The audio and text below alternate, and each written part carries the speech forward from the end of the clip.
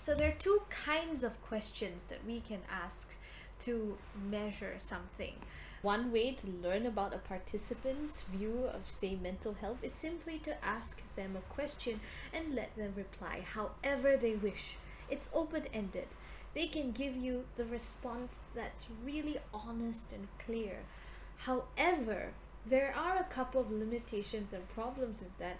Namely, it's hard to quantify that. How do you even measure that statistically? And what do you do if you interview 1,000 people and you get their open-ended responses? How do you even process that information? You can't really do it.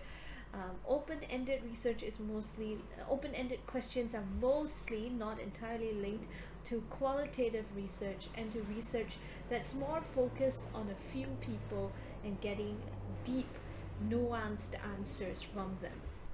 Closed questions, on the other hand, are where respondents are presented with a set of fixed alternatives from which they have to choose an appropriate answer.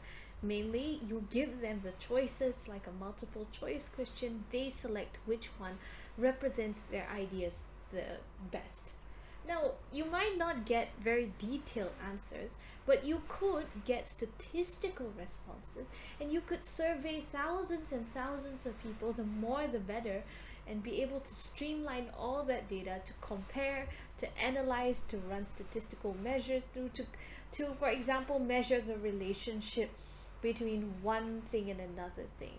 Because individual experiences are simply not enough. For example, with COVID prevention measures like lockdowns and masks and vaccines, one person's detailed experience of maybe getting a vaccine, getting COVID, what happened to them, that's not enough to make policy decisions. Sometimes you're just going to need more, less detailed but more general data from more people. So closed questions have their advantages and disadvantages. They are easier to process, compare, and analyze for sure. These are easier questions to answer, so you're more likely to get more participants because they simply just have to select a couple of answers rather than sit down and explain something to you or write out an essay in response to your question. Closed questions reduce variability or bias on the part of the researcher and also the part of the person interviewing. Even if you ask the same questions, the way that you ask them, the way that you analyze the responses creates a lot of variability and possibly is dependent on the bias of the researcher and how they interact with the person, the facial expressions that they make, the way they ask a question, the presence of the researcher could in fact influence the data. But closed questions lack spontaneity and detail. It really comes down to how well your survey is designed, because if it's not designed well, it can be frustrating for participants, and the data produced may not really represent what they think or feel about a topic. So some tips for you when you're designing a survey include, focus on your research question. Don't ask things that waste participants' time. Everybody has an attention span. You ask too many questions, they're simply going to get bored and maybe not bother to finish the survey or not bother to give you accurate responses and just click, whatever is easiest. Strongly agree, strongly agree, etc. Decide what exactly you want to know. You have to know what you want to know, your research problem, your research question, the variables, in order to actually be able to ask questions that are relevant. And finally, imagine you are in the place of participants. Do you understand the survey? Are the questions clear? Are the instructions clear?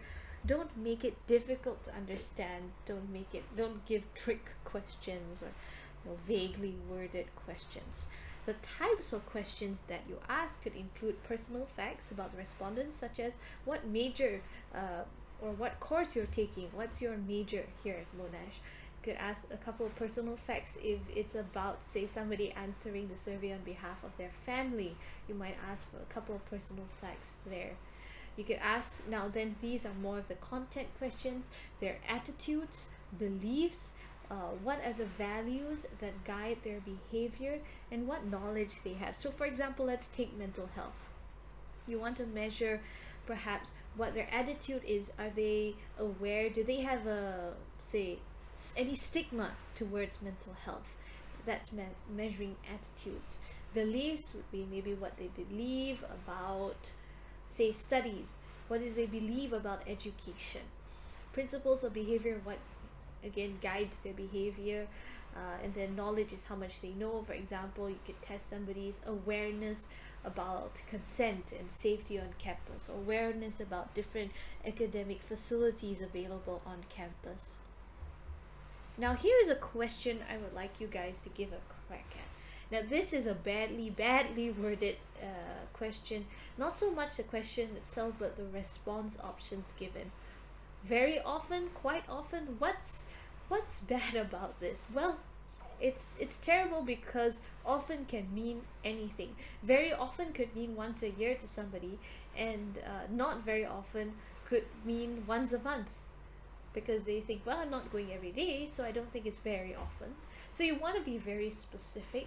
You want to have consistency across the results from different participants. So you don't want to ask something like this.